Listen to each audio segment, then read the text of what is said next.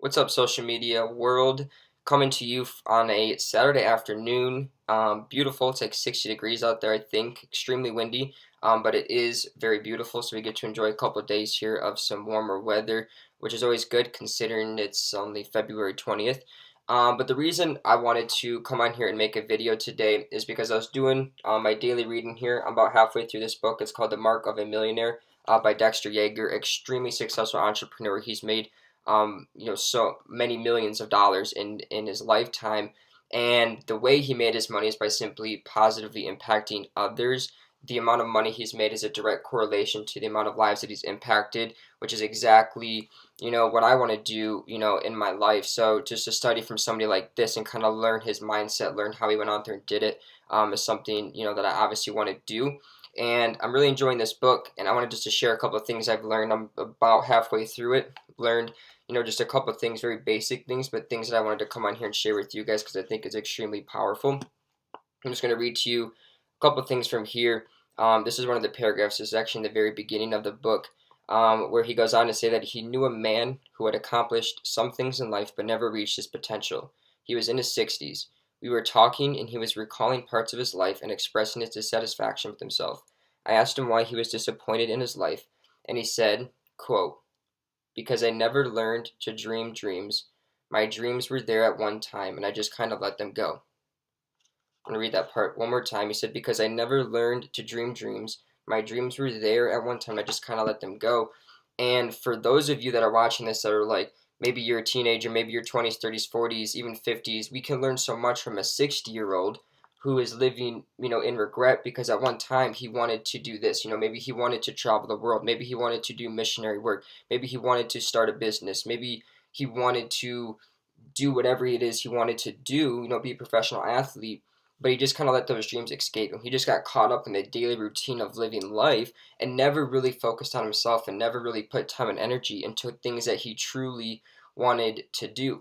And I just think that's extremely powerful because for those of us that maybe see ourselves going into a route like that, we can kind of take this guy's advice and be like, don't wait till you're 60 years old to look back on your life and be like, dang, what are all these things that I wanted to do at one time? I just never really did them. I just put, my desires in life on the back burner and never went after them. And I just think that's extremely powerful, something to really think about and maybe kind of reflect on where you're at in life. Then I'm going to read to you this. As many of you know, used to work at Taco Bell and Kentucky Fried Chicken, a little conjoined restaurant. So I'm going to read to you a little story about the man, the myth, the legend, Colonel Sanders here. And he's talking about kind of fear here and how fear stops a lot of people. So this is kind of piggybacking off of, maybe why some people don't go after what they really want in life. He says, let me give you a great example of this. Many of you have heard of Harlan Sanders. He was a wonderful, kind-spirited gentleman. He was a humble, committed, successful Christian man. Many of you know the story of how when he was in his 60s, he had this great fried chicken recipe and a highway was rerouted away from a small restaurant. So basically, he had this recipe. He opened up a store next to this highway, but then the highway got rerouted so people weren't passing the store. He says, he goes on to say, that highway became what is now known as I-75, a major artery in the east of the country, and they bypassed his little restaurant, leaving him stranded away from the traffic. He had to do something or go out of business.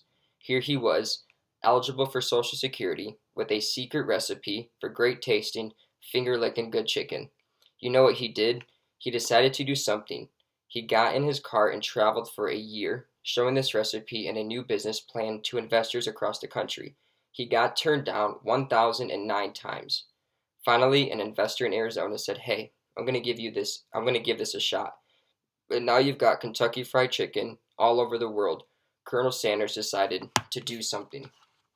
So even though for those of us that do start to pursue our desires, do start to pursue our dreams, we get told no, we get turned down, and we think that just because we failed, that now we can no longer go out there to succeed. When in reality, failures is simply like the stepping stones up to success. That's where you're going to learn the best lessons. I know I learn a lot reading books. I learn a lot watching YouTube videos, but where I learn the most is through like application, is through going out there doing something, falling on my face, failing, and being like, that doesn't work. Let's do something different. So the point is he went out there.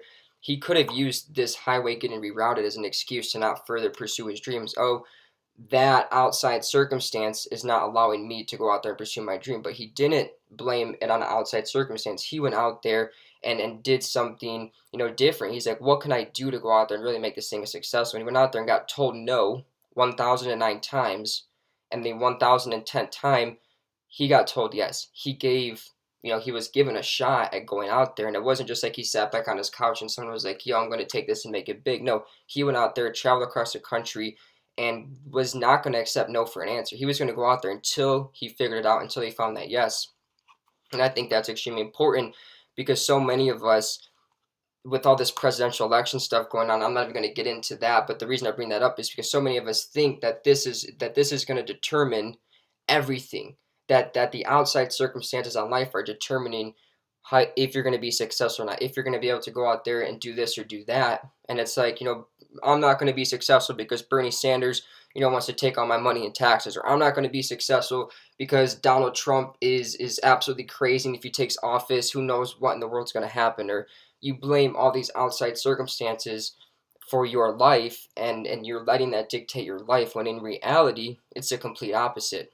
For anything in your outside world to change, you have to change what goes on the inside first. You have to make that, decision that you're going to go out there, and you're going to, get out of life what you want, that, you have a dream, you have a desire, you know what it is, it's what you love to do, it's what, when you're doing it, time flies by.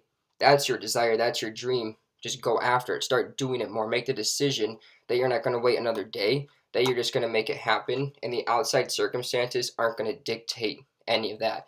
So those are just a couple of things that I've taken from this book so far. Hopefully that helps. Hopefully everybody enjoys the rest of their Saturday afternoon. God bless, and have a good weekend.